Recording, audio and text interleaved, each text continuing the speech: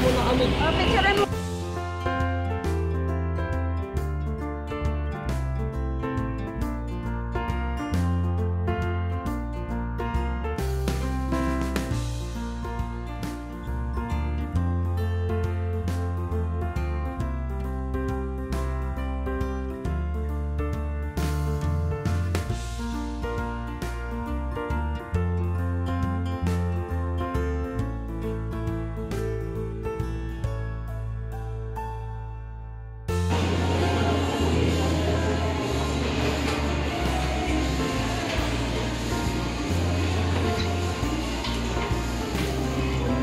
Wala pang tao, no? Oo. Baka dito ka pala.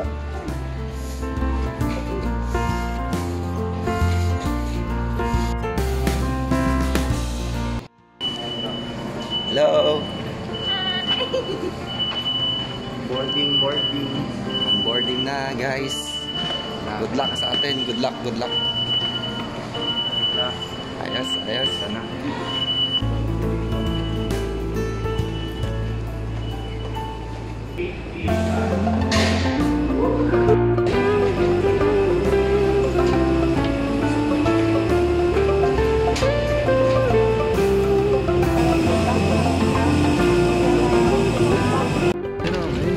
Hi, guys. Hello. Excited. Good luck sa atin. Sa new journey. Ayos. Peace. Native sila yan. John mo sasalita sa akin. Ayan. Okay lang yan. So, ayun guys. Time check tayo. It's 12:50 AM. Na-delay kami ng at least mga 10 minutes lang naman yung flight namin. Kasi bali dapat 12:40 alis na kami. Kaso dahil maintenance ng aeroplano, so medyo na-delayed kami ng konti. Pero good thing naman, at least make sure naman yung safety ng passengers at saka ng mismong airplane. So currently dito na kami, paupo na kami dito sa seats namin, and kasama ko si Mark. Put on your baggage and then Okay. Inalagay lang sa akin yung luggage ko, yung backpack ko dito sa paanan ko. Japanese na kasi yung mga flight attendant dito dahil ayan, sa mga di nakakaalam, papunta ako ng Japan ngayon, no? Meron kaming tatlong flight. Tomorrow meron pa ang dalawang flight. Yeah. ご用の際はどうぞお気軽にキャビングルームでお知らせください。はい。重ねまして本日のご搭乗。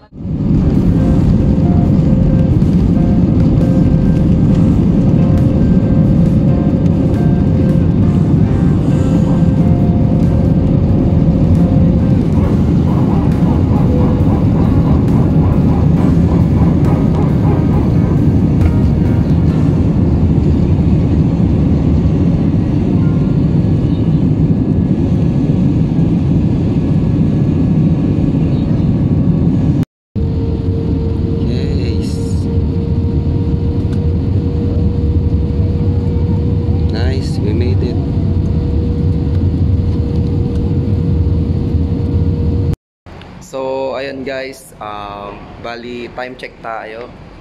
It's 9 AM in the morning na. Alam nyo ba, kapag magche-check-in kayo dito sa Japanese individually, talagang mano-mano yung pagtitimbang, tsaka hindi kayo aabuti ng siyam-siyam.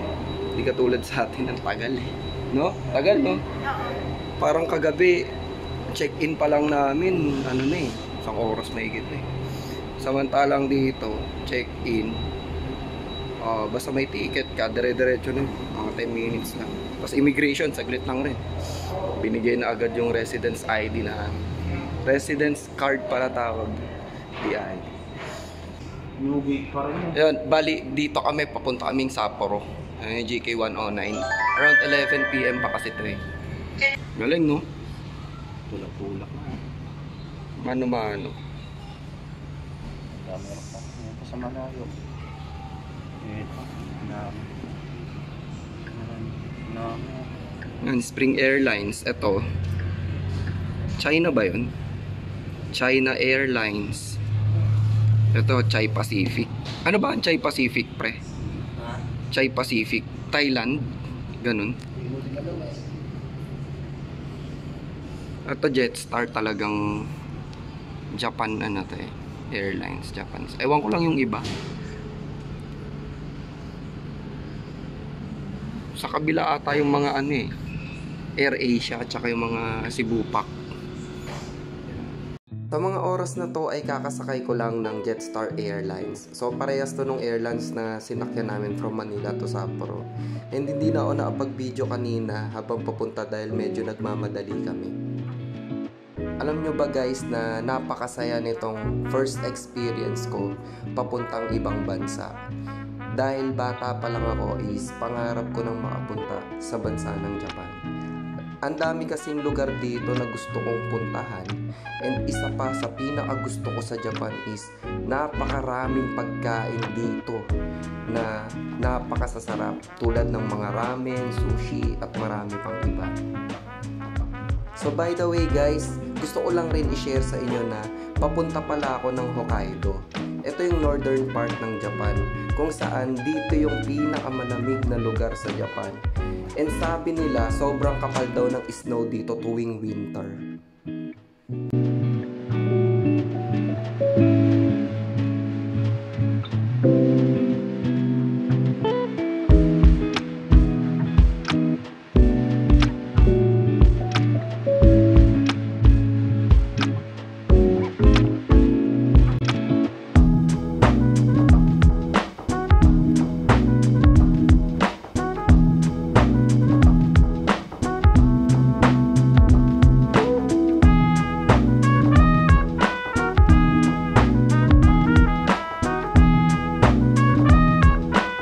Kabababa ko lang nito sa eroplano and merong nagsundo sa amin na parang minibus siya eh.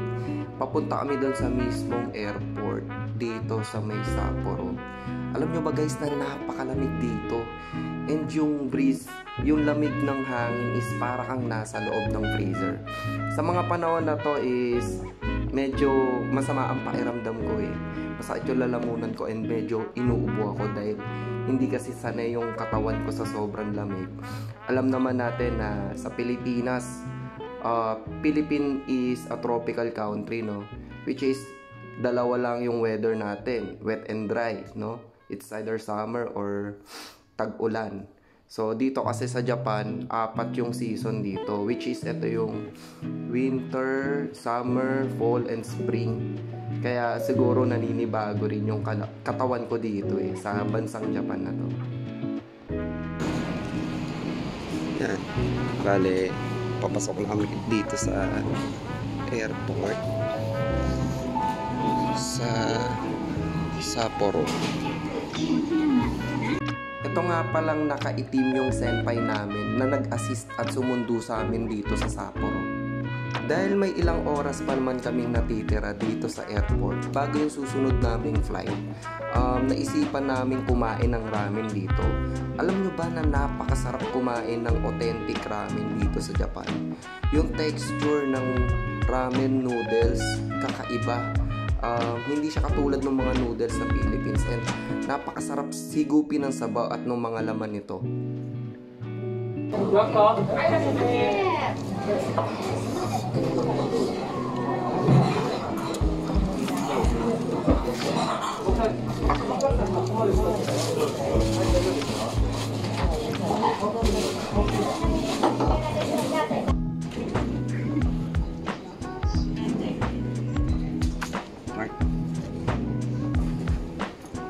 So guys, finally, ito na yung pangatlong eroplano na sasakyan namin from Sapporo papunta sa Nakashibetsu.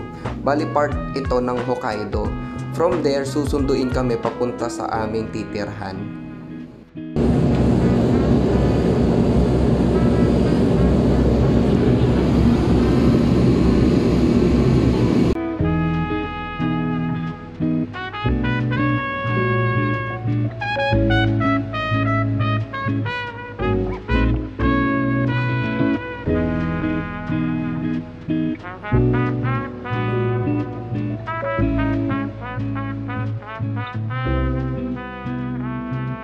Hindi ko talaga mapigilang ma-amaze noong nakapunta na ako dito sa Hokkaido dahil sobrang lamig at napakaganda ng mga tanawin dito sa Hokkaido, Japan. Nakikita nyo ba yan? Ay ang bundok na yan, nagyeyelo na yung tuktok niyan. And ayan yung proof na sobrang lamig talaga dito sa Hokkaido. And kailangan nyo talagang mag-jacket kung pupunta kayo dito. Ha? Ang init sa sasakyan mo. Pero dito, ang lamig. Putik.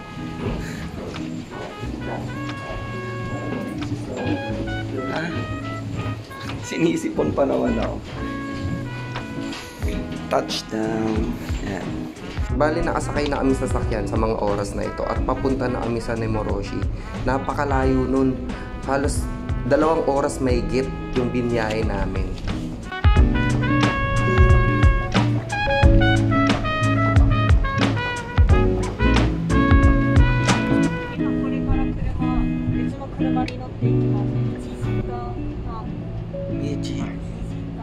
Nijikan. Hi. Galing ng mga puno. Wala na siyang mga daon. Parang yung mga papanood ko sa palabas. Ano mga pine tree ata yan. Galing lang kasi napakaganda dito. Inaka kasi dito eh. Province.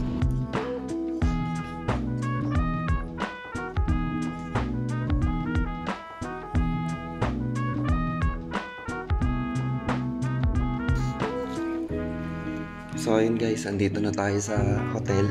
Sorry, malat pa rin yung boses ko eh. Yan, dito kami sa room 365. Ano yung pangalan tong hotel to? Tignan natin kung maganda ba yung hotel dito. Yan. 2 bed, may lampshade, TV. Okay, tol, pasok.